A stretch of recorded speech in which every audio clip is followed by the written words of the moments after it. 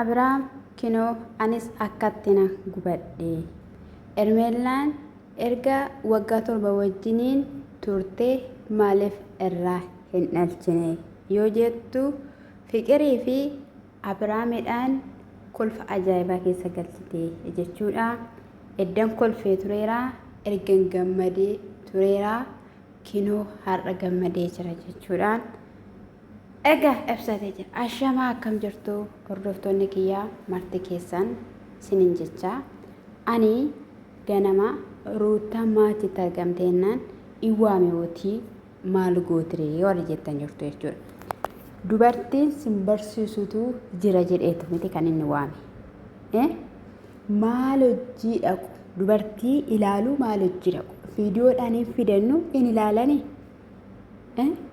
Nan beeka akka dhalli gatii nama baasisu akka lapheen Ruutaa cabe Ermeellas akkasuma jechuudha. Garuu immoo yoo iddoo qabattanu isaanii sinirratti hojjechuuf ka'aniitoo jiru jechuudha. Sababni isaa dhuma irratti yeroo isaan deemanii harka warra rukutanitti yeeta abbaa taachuudhaan gammachuu wallaalan jechuudha. Jakkeettee dirasii baafate jechuudha Abrahaam. Abrahaam mee ji'ootaaf kolfee beekaa? Haa ta'u malee yeroo dhufanitti egaa dhadhaabbatanii kinoo wal baraa jedheen harkatti qabee nagaa gaafachuu sin dhandhee hin beektaa jennaan ani hin beeku miidiyaa irratti malee jette Ermeellaanii. Ruutaan nan beeka jetteeni fiqir nagaa keeti jennaan eeyyee nagaa kooti jetteeni maal taateetu jireenya kana keessatti deebite ani dubartii hubattuu hunda beektuudhaan sisi'aayyuu lakkaatedha isa kanadha jetteen jechuudha. Yeroo kana keessatti maalidha rakkoon hin jiru ilaalee hubadheenaan kana dhufe isa kanaafiyyuu lachan keessaniyyuu akka isittiin beekaa jennaan meerree dubartiin ishiin ati jette sun meerree nuu fidi ilaaluudha kan barbaannu jette Ermeellaan jechuudha. Yeroo kanatti immoo kinooti baruu dandeessu ishii faanadha akka wal bartan kan barbaachise meerre jettanii kallattii garaagaraatiin nagaafachaa waan turtaniif kinoo akka bartaniifidha jennaan. Garuu wanta ati gochaa jirtu kun sitti toleeraayi gammachuun har'a gammachuu boruu miti. Akkuma nuyiidhaan nu godhe si'iidhaan si gochuu danda'a. Ana caala immoo namni si gammachiise jira jedhee hin yaadu jette jechuudha. Ruutaa bira dhaabbattee Ermeellaanii. Isa biraanis immoo jaalala ittiin baay'isanii anaaniyyuu jaalala natti baay'iste naan jedhetti anarraa adda bahee kan Abrahaam midhaan jette Ermeellaan jechuudha. Ishiin hin beekti hangasaayii seeraan na qabatti jedheeni isa kana rakkoon qabaatiin jennaan macaafarraa hin dubbistaa maal hin barreessitaa bina jedhaniini jechuudha. Qixxilli gochaanii kolfaa taphachaa jechuudha. Washeeqaadha kan isaanii hojjechaa turan jechuudha. Abrahaamiif immoo fiqir jechuudha namoonni hin jaallatu jechuudha. Abrahaamii fi fiqir akka waliin ta'an warreen koomentii jajjabeessaa jiru jechuudha. Dhugaa dubbachuudhaaf taanaan jechuudha. Akkamitti nagaa keessanii fayyaadha innaa isaan irratti hojjechuudhaaf hojiidha malee Abrahaam gara fiqiritti deebi'uudhaaf natti hin fakkaatu. Garuu immoo akka daandii fagoo deemanidha jechuudha. Jaalala keessas waan jirtu natti hin fakkaanne amma kana dura fiqirii hojiidhuma hojjechaa jirtu namoota faana malee fuudhuma eenyudha safaana gargar baatee jirti waanta ta'eef jechuudha gaa'e. Akkasuma immoo miidiyaan shidu'eera yuutuubiin shidu'eera waan ta'eef amma ka'a jechuudha. Abrahaam shifaana hojjattee jechuudha.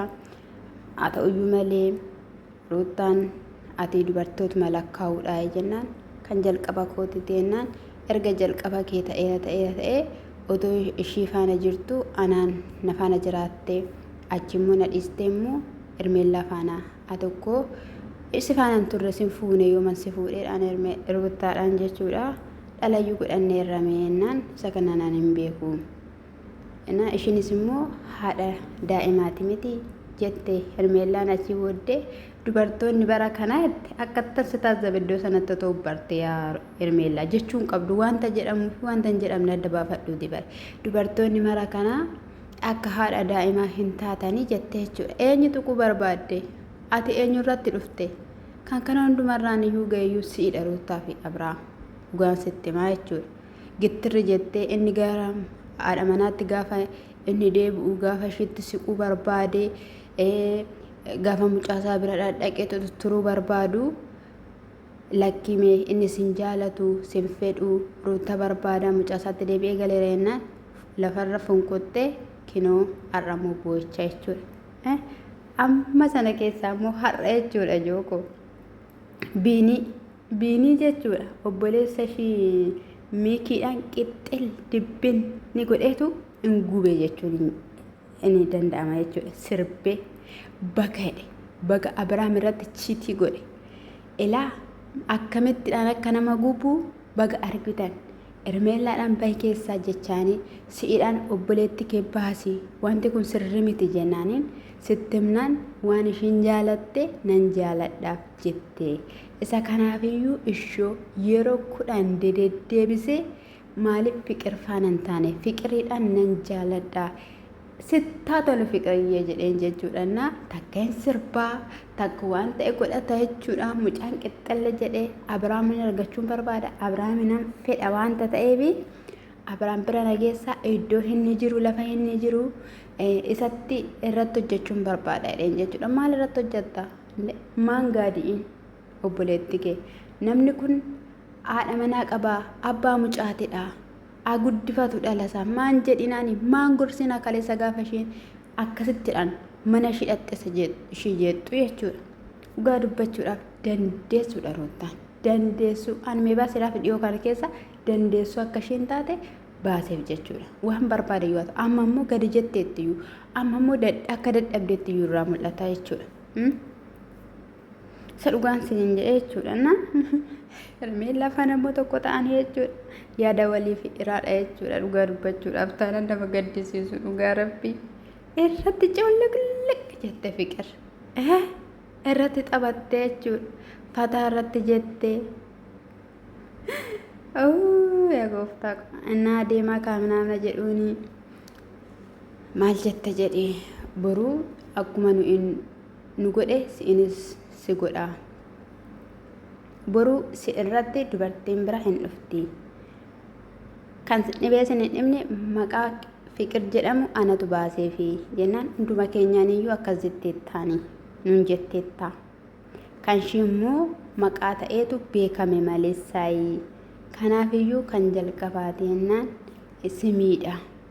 Inni gadi hin jedhu inni asiif achi deema. Inni waan baay'ee kan bareedha. Nama jennaan lugama godhadhaa kan namni jechaanii ture jechuudha. Abiraam kan teessumaa dhoowwe sinidha. Abiraam kan boqonnaa dhoowwe dhugaa dubbachuuf sinidha. Dubartoota lamaan jechuudha. Aara galfachiisuu kan dhoowwe sinidha. Biraaftaniittu gaafanni waan baay'ee jedhe na biraafaa gaafanni jedhe nan hordofiinaa qo'aa turaa ani sammuu kiyya qophaa ofin barbaada ofin fedha gaafa inni jedhe meerre yoom kan sinista in isne otoo dhiiftaniitu ta'eemi namni kun mee suuta hidhee tasgabbaa'ee waan murteeffatu yoo murteeffachuu danda'a akka inni murteeffanneef saatiin kennineef jaalala Hermeellaan immoo baay'ee sodaate. Sinittani maan jaalala Hermeellaan Abiraamiif qabdu Abiraam baay'ee sodaate.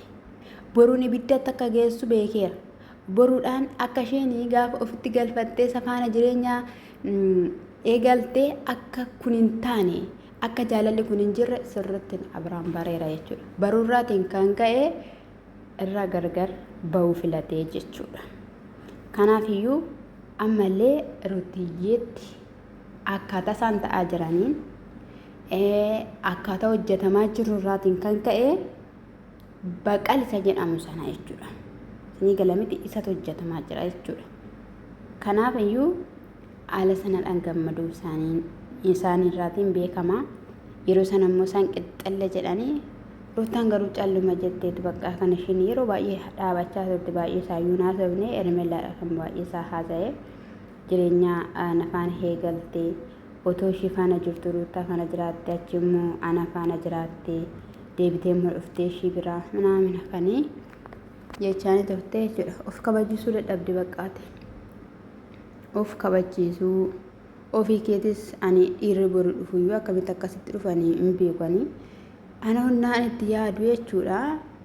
Nagaa miti isa dhugaan siniin jedha obboleettiin keessa akka nama maraatee godhatti takka dubartii jalatti kuftii takka dubartii kabaltii ibidda maaltu akka siinitti qabate hin beekan jechuudha sinirraa haadhaama maleessaayi bifa kana baattanii lakka bareedinni gatii hin qabu dhugaa dubbachuuf taanaan jechuudha waannaan yaaduudha malee akkasitti dhukeerraa kaasan jechuudha dhukeerraa kaasanii gadi dhiisanii jarri deemni bashannanaa jedhanii jiru jechuudha gaa'ii guyyoottan shanan kanaa booddee bakka argannee xumurree jedhanii jechuudha booda isaa wajjiniidhaan deemanii jechuudha amma wajjiniin deemu jechuudha hiriyaa waliif ta'a ndawum hiriyaa waliif ta'a sin jechuun jaaladha amma meemmoo otuma maal biddi garuu Hermeellaan utuu amma Ruutaatti Abiraam deebi'ee maa wanti gootu jira